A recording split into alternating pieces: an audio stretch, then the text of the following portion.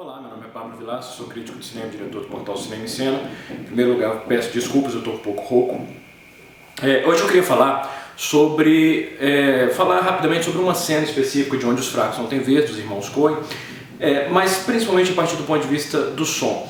O som é um elemento do cinema que, curiosamente, é pouco discutido de modo geral, tanto na academia quanto nas críticas no dia a dia. Porque o som, é engraçado, a gente tem que avaliar o som no cinema da mesma maneira como a gente aborda o som no dia a dia, ou seja, a gente ignora a maior parte das vezes. A gente só presta de fato atenção ao som que nos cerca quando esse som tem alguma importância embutida ou quando ele se destaca por alguma coisa estranha do resto.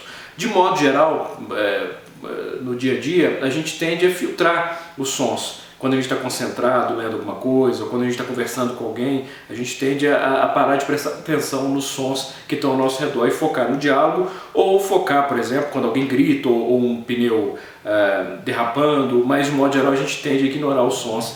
E a gente faz isso no cinema. E é interessante porque no cinema, todo som que está incluído no filme, que faz parte da lógica do design do som, ele tem um objetivo. Seja construir, por exemplo, aqui eu estou falando e tem uma batida no fundo. Eu poderia dizer perfeitamente que isso é o som da construção que está tendo aqui do lado. Mas não, é proposital, é justamente para vocês avaliarem a importância do som. Mentira, é a construção que está tendo lá. Enfim. Quando você está vendo um filme, a gente tende a ignorar o som. A gente tende a achar que o som é um simples acompanhamento da imagem. Não é. Na maior parte das vezes, o som está nos informando detalhes importantíssimos sobre o que a gente está vendo e, mais importante ainda, sobre o que a gente não está vendo. Boa parte do filme, quando a gente está assistindo a um filme, boa parte daquele universo que a gente está vendo no filme, ele encontra-se fora de campo, ou seja, fora da tela. A gente não está vendo ali na tela a maior parte daquele universo. A gente só recebe informações sobre esse universo a partir dos sons.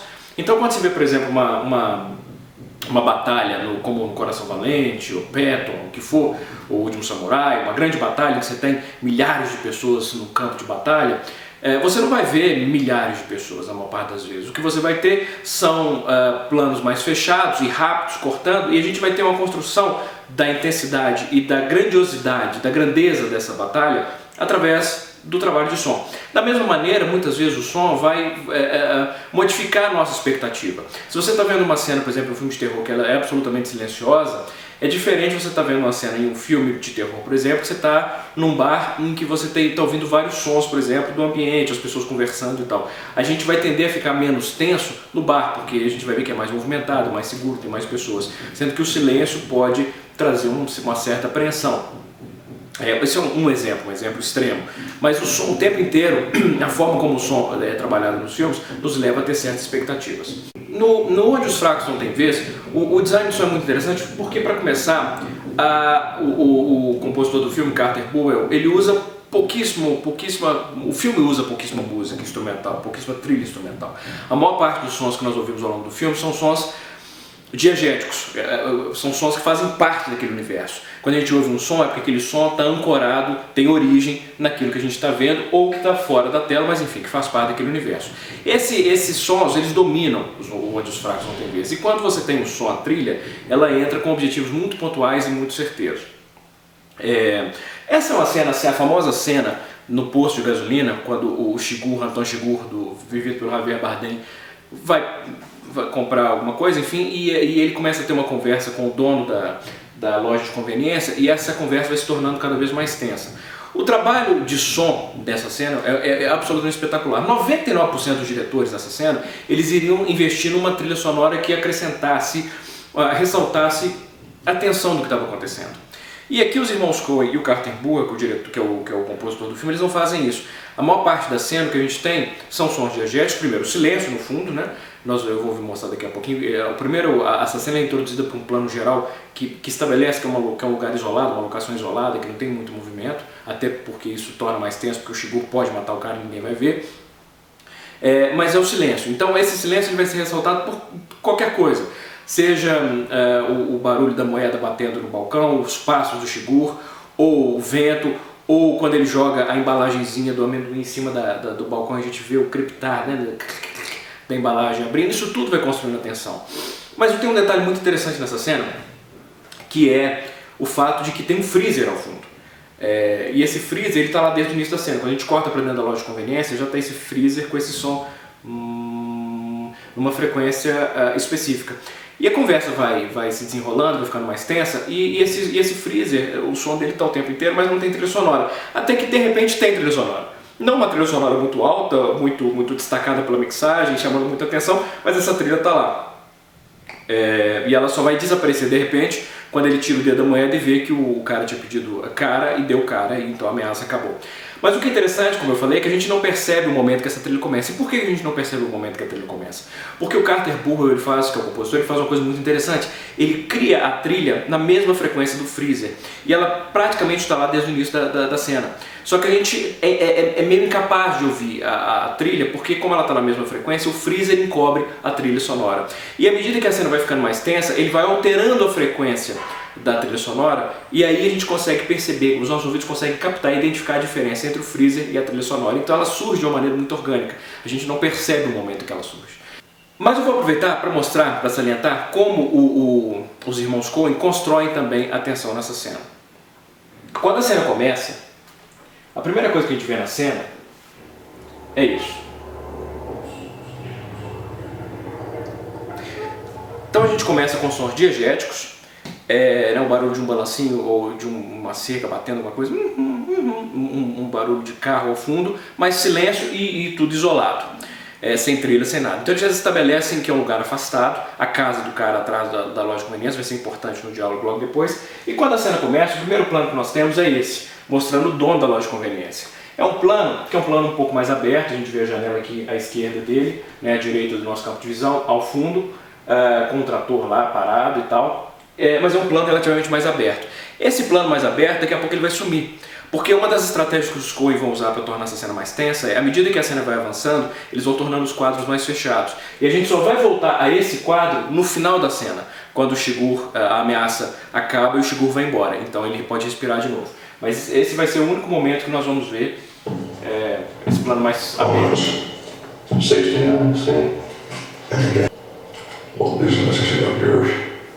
Agora, nesse momento, quer dizer, ele estava tendo uma conversa trivial, o cara estava puxando a conversa, ele fala uma besteira, ele sugere que ele sabe de onde o Shigur está vindo, que é de Dallas. E o Shigur, primeiro que ele pode encarar qualquer coisa como ofensa, mas nesse caso, além de encarar como ofensa a curiosidade do outro, ele ainda encara meio como um perigo, porque o cara parece, ele sabe de onde eu estou vindo.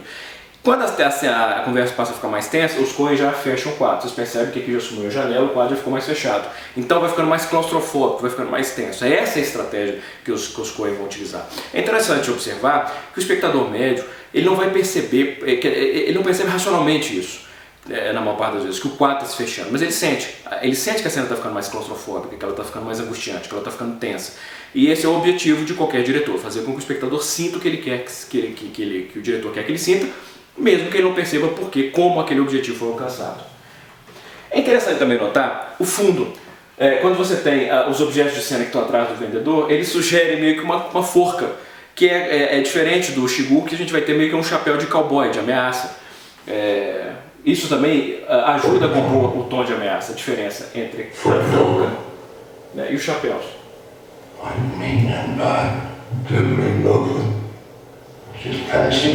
E a gente está ouvindo o vento, ao fundo, e levemente o freezer, mas o freezer vai começar a ficar mais alto à medida que a cena transcorre.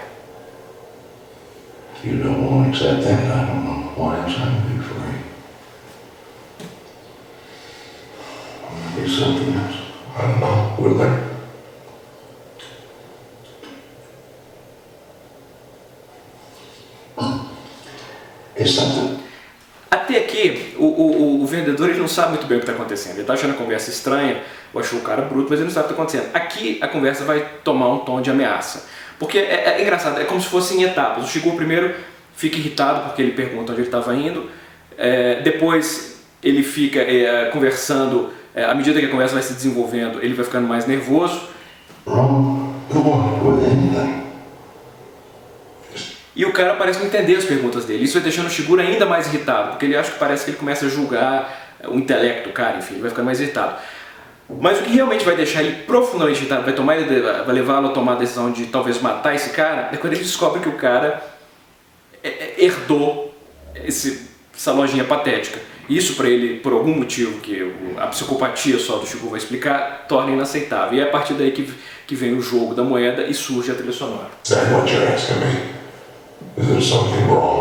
Até que ele está se divertindo com a estupidez do outro.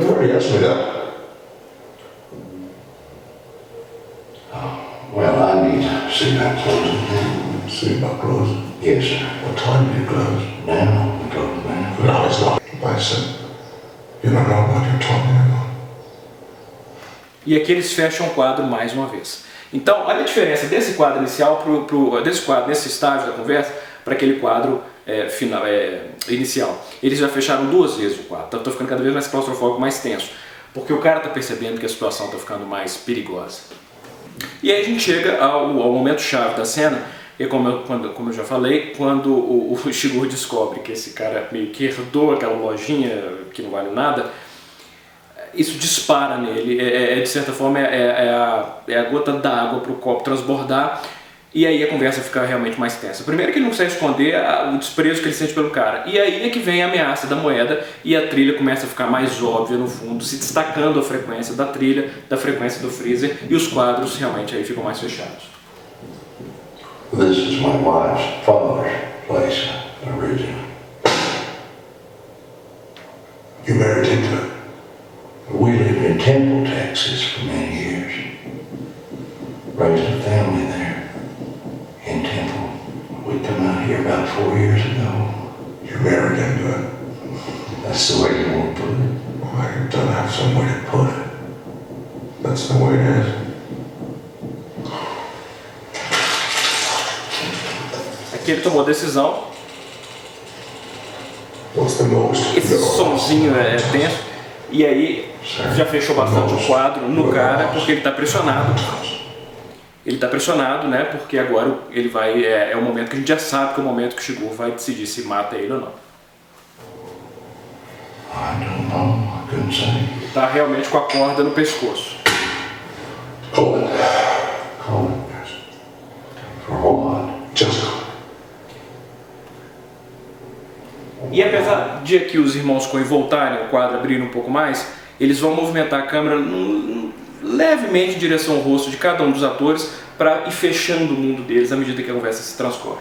We need to know what we're calling for Percebe? Tá fechando, eles estão fechando o quadro. I can't call it for you. It wouldn't be fair. I didn't put nothing up. Yes, you did. You've been putting it out your whole E a life. Just trilha you. já pode ser ouvida. Muito levezinha, mas Nobody pode. takes on this car. No. 1958. It's been traveling 22 years to get here. And now it's here. And it's either heads or tails. And you have to cycle it. Well, look, I need to know what I stand to win. Everything. A trilha. You stand to win everything, call it. All right.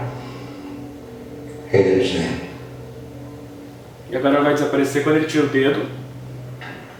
Well done.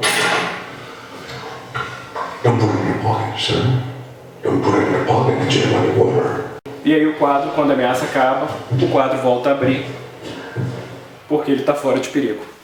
Né? Então é uma cena muito bem trabalhada, tanto na sua decupagem, no tamanho dos quadros, na maneira como a câmera avança, no que ela mostra, no que ela deixa de mostrar, na construção da tensão, mas também esse trabalho brilhante da trilha, do design de som do filme, que constrói, que inclui a trilha sem que a gente perceba até o momento que ela precisa realmente ser ouvida.